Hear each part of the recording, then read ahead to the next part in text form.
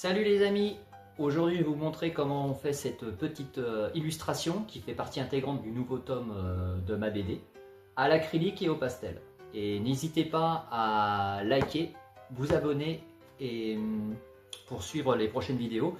Et je sais que je vois qu'il y a beaucoup de gens qui regardent les vidéos mais qui like pas. Bon, likez, ça vous coûte rien et moi ça me fait grossir la chaîne, ça m'aide pour la chaîne. Voilà, allez on se retrouve à la fin.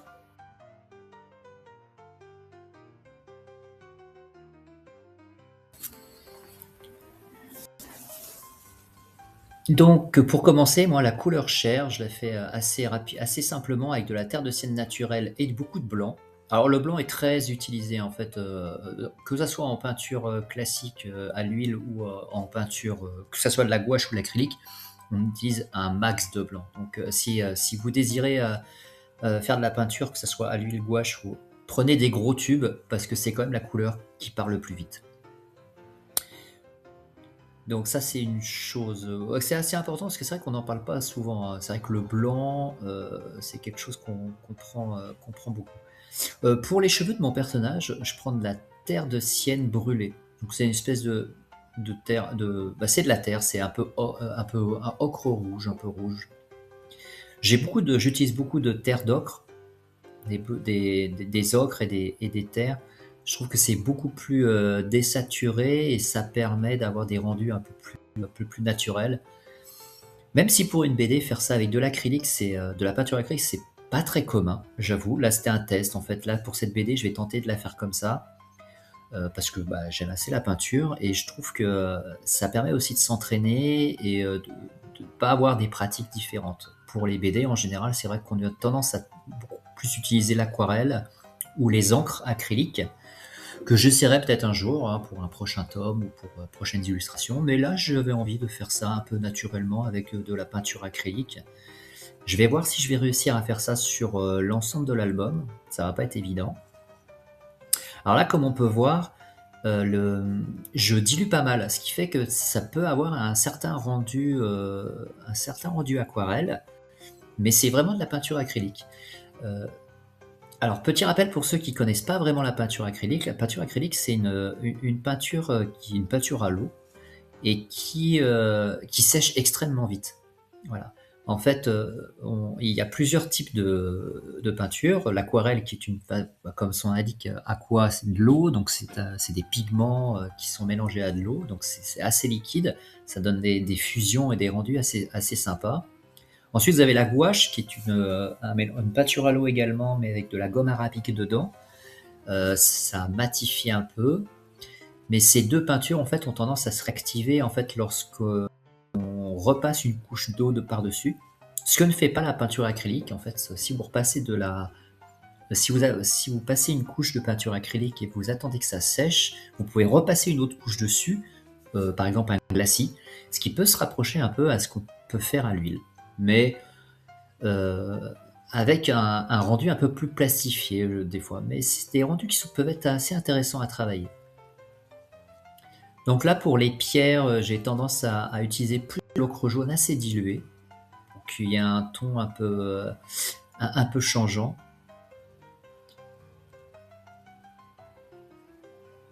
Donc là, c'est une illustration qui va être sur une case de BD. Donc pour rappel, ce que j'avais expliqué dans une précédente vidéo, c'est que je fais chaque case indépendante, à peu près à 2 fois la taille de la case finale, même 2 fois et demi. Donc là, typiquement, l'illustration fait à peu près en 27 cm de longueur sur 13 cm de largeur.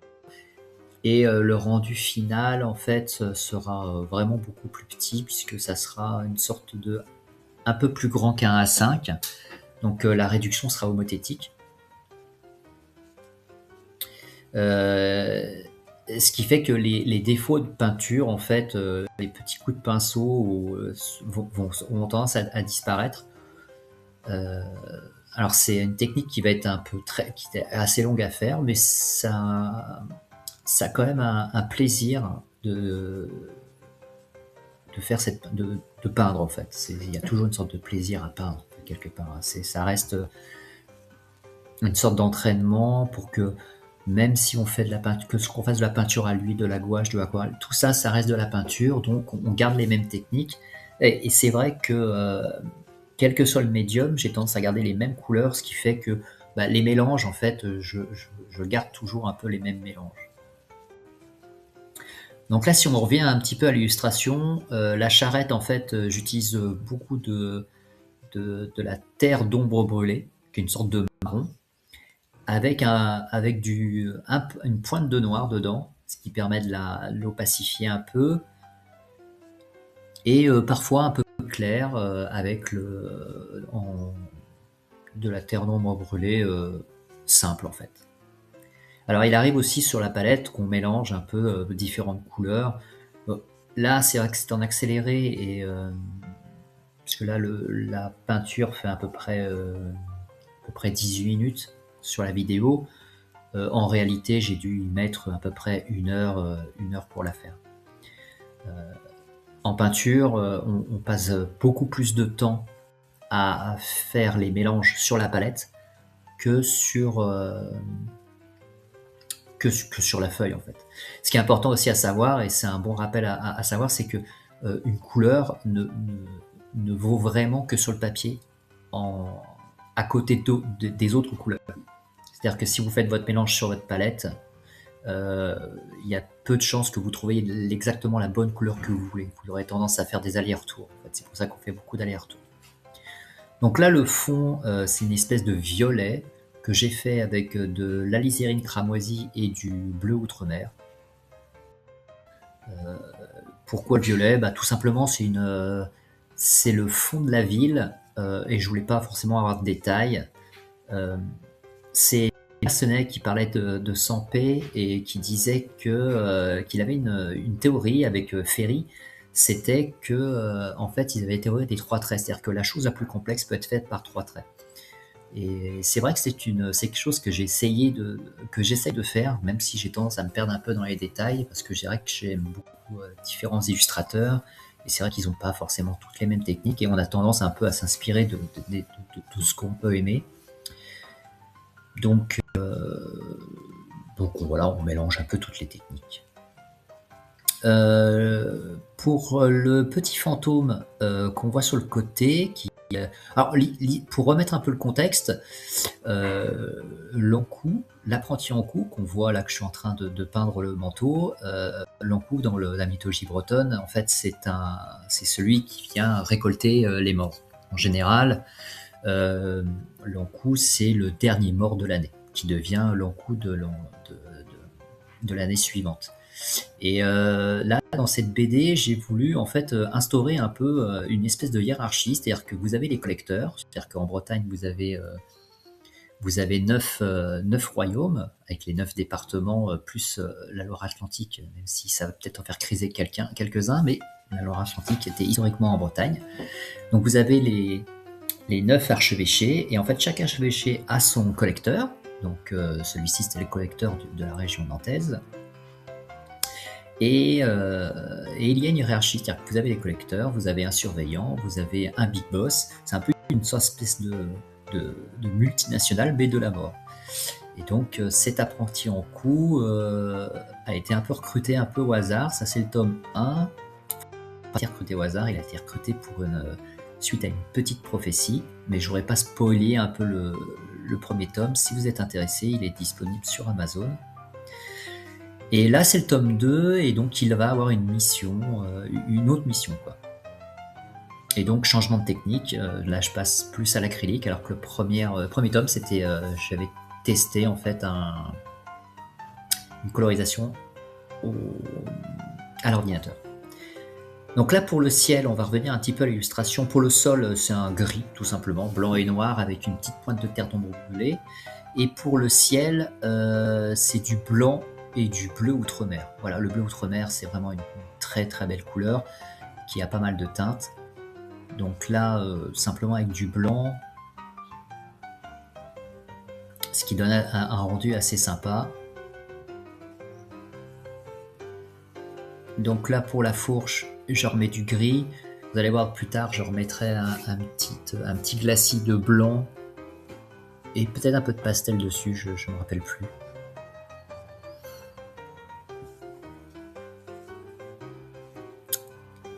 Voilà, donc là je finalise. Là c'est le cheval, je l'ai pas dessiné, on suppose qu'il est. On le voit dans les cases précédentes, donc je peux me permettre de pas le remettre à chaque fois.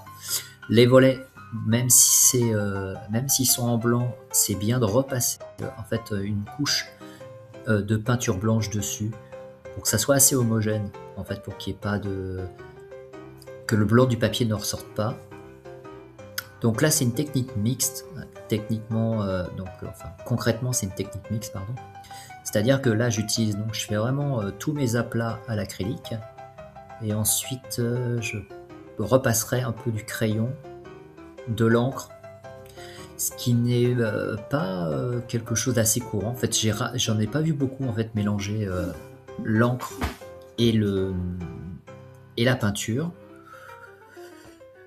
Ça faut bien un début à tout. Dans les premières illustrations que j'avais faites sur cet album, en fait, j'avais fait tout en fait l'ancrage avec un pastel, et j'avais trouvé que c'était pas très très pratique. Même le rendu était assez sympa, mais par contre c'était pas très très pratique parce que le pastel est quelque chose d'assez le crayon pastel est assez fragile, et la mine avait tendance à se casser énormément, et je perdais un temps fou. Et donc j'ai décidé de revenir sur quelque chose de beaucoup plus simple avec des feutres, des encres, des stylos qui sont. Alors là, c'est pas des types microns, mais en fait c'est la même chose. Hein. C'est des crayons qui sont waterproof, en fait, ce qu'on appelle waterproof. Et donc je me permets de faire l'ancrage aussi avec ça. Ça me fait gagner du temps. Le rendu est c'est moins ce que je voulais en fait quelque part, mais j'ai sacrifié un peu le rendu que je voulais pour une sorte de simplicité, sachant que c'est quelque chose que je vais devoir faire tout le long d'album. Donc comme je l'avais dit dans une précédente vidéo, parfois il faut se rendre compte que quand c'est quelque chose qu'on doit répéter et répéter un nombre incalculable de fois, il faut parfois sacrifier un rendu un peu plus artistique à quelque chose de plus pratique en fait. Donc c'est vrai que la colorisation par ordinateur, pour ça, c'est quelque chose qui est assez pratique, puisque c'est assez simple à faire, mais quelque part c'est moins artisanal, quoi.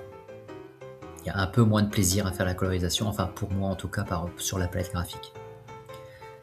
Donc là, je repasse l'ensemble des personnages et de l'illustration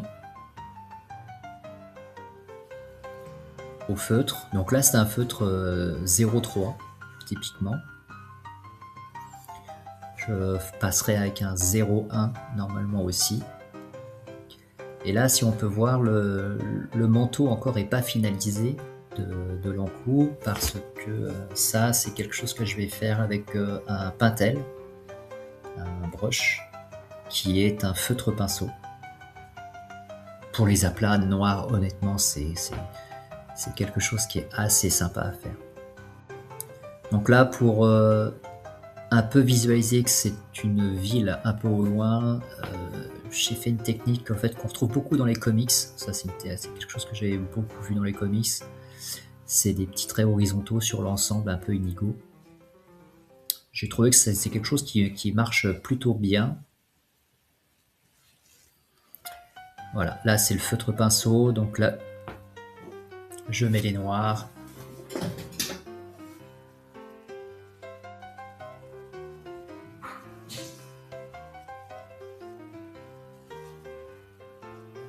Avec le feutre, l'avantage de ce feutre pinceau, c'est que la mine est un pinceau, comme le nom l'indique, ce qui on peut avoir quelques rendus assez sympas pour des ombres.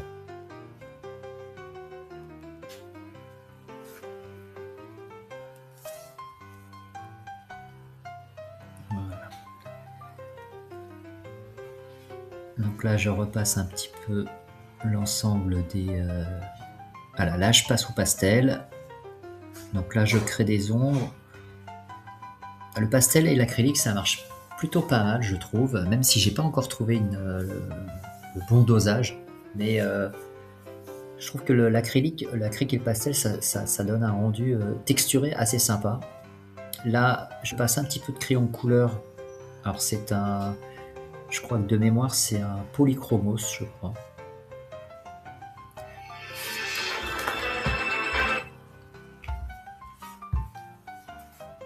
Un petit polychromos. Là, je continue. Alors, avant de repasser à la peinture, en général, ce que je fais, c'est que je passe du fixatif pour éviter de salir la peinture. Alors là, je ne sais pas si je crois qu'on n'a pas vu le fixatif, le passage du fixatif, parce que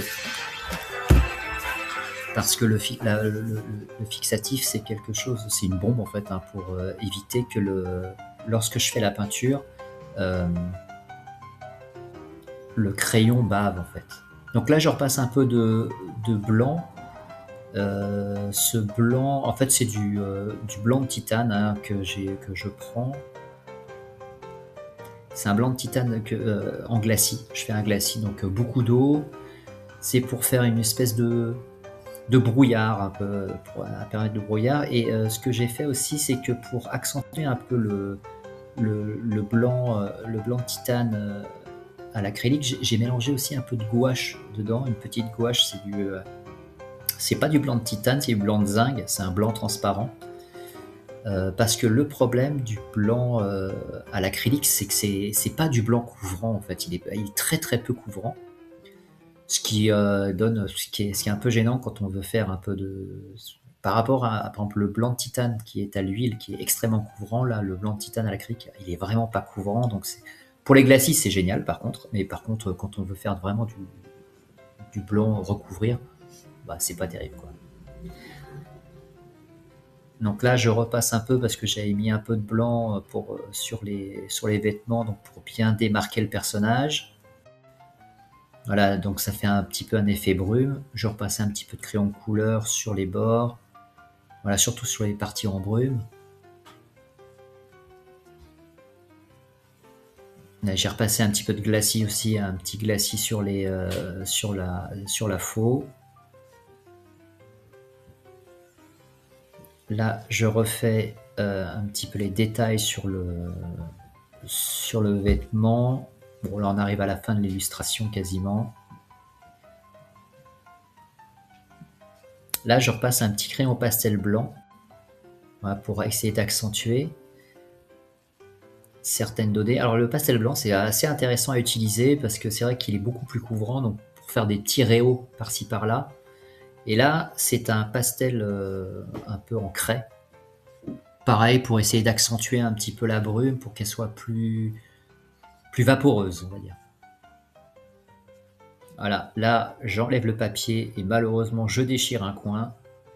C'est pas grave, ça sera recadré par ordinateur. Voilà. Et là, on arrive à la fin de l'illustration.